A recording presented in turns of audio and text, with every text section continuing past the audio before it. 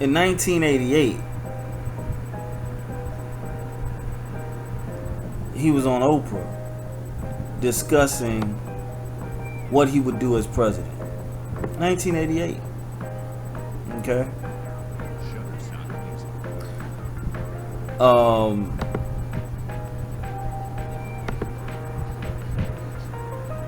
It took him from 1988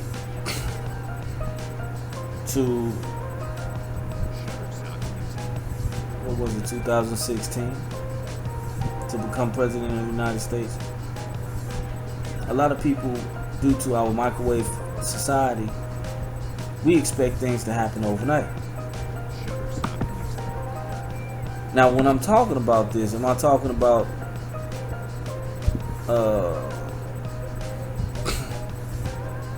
something as in support of this man? No, not at all. I'm talking about looking at how it's not necessarily the how of the man, it's the why. Okay, the why. Because in my studies of energy and life, per another controversial figure that I've learned from, that I consider a mentor, is Kevin Trudeau. Many years back, he had a series called "Your Wish Is Your Command" that they actually promoted through a global information network, which I had joined at the time, which was life changing as far as enlightening me as an individual, as a person, which I learned a lot of tremendous information from, and I have gratitude still to this day from my experience in utilizing and learning the methods of which I was taught through the Global Information Network, which you can find information on. I know that they sold the company, but you can find information via YouTube videos on Kevin Trudeau. But the Your Wish Is Your Command series, I highly recommend to anybody looking to improve their life, improve their energy level, and their knowledge level about life and the universe as a total. I would strongly suggest that they look into the Gen tools, as far as global information tools, the Your Wish Is Your Command series, and additional learning materials, and also read the books suggested in those programs. But Kevin Trudeau had a system at which he spoke about, which was the and I'm gonna pull out my notes so many people can get verbatim what he talked about. And some of the things that I'd like to notate and talk about was, he spoke of the training balance scale, and basically it was one side is what's called your thinking, your thoughts, desires, dreams, goals, attitude, mental processes, and objectives.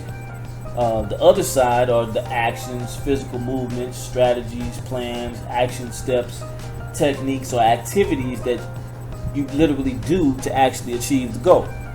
Okay, so the training balance scale, most people would think, based on how we're taught in schools today and how we go about accomplishing anything, is basically that your actions speak louder than words. And of course that is true. A lot of us read how-to books to find out how to do something.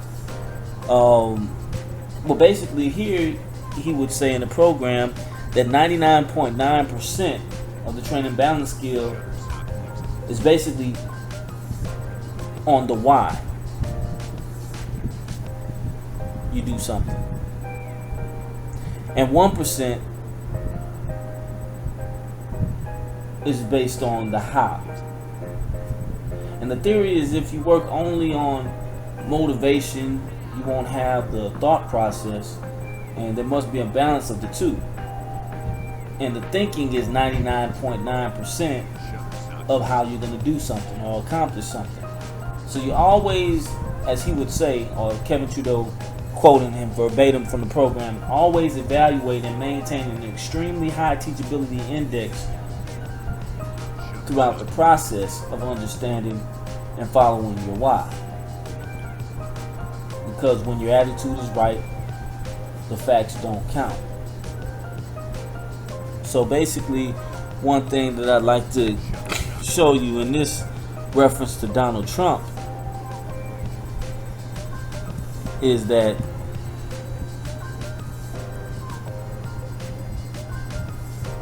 here in this particular article that I just pulled up off of Google, Trump does something else in his interviews talking to Playboy magazine in 1990. He accurately predicts where his strongest support would come from should he ever decide to run for office. And he said that it would be the working class.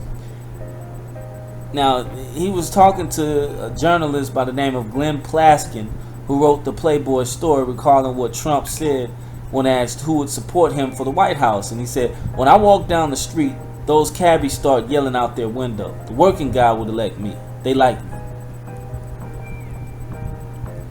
And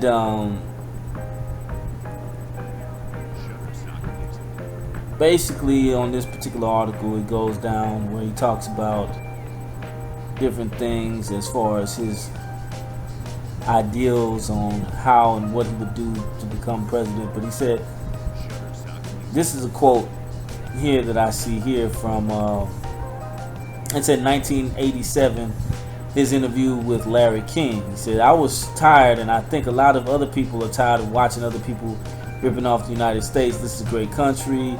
They laugh at us behind our backs, yada yada yada." Then he started talking about a couple other things.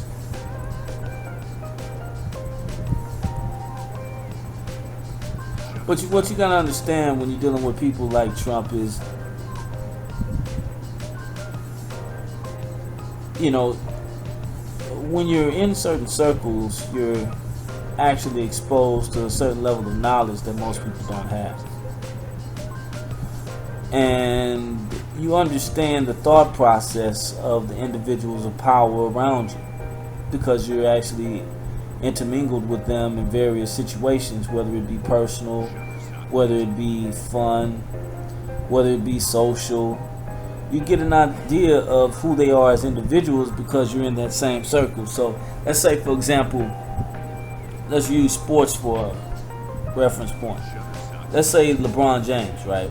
LeBron James to me is probably the greatest basketball player of our generation, my generation specifically. Because, you know, me and him were in high school at the same time. So we are the same generation. LeBron James is the greatest player of my generation.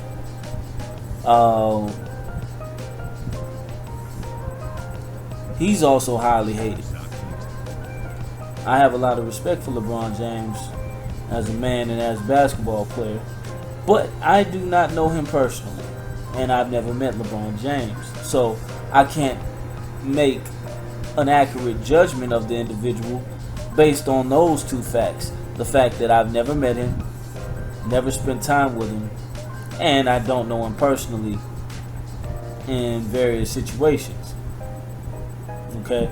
Now, given that, one is only able to kind of view or look at the response of individuals that do or have this knowledge, right? So when evaluating individuals, one can look at, okay, what is the public sentiment of the individual, right?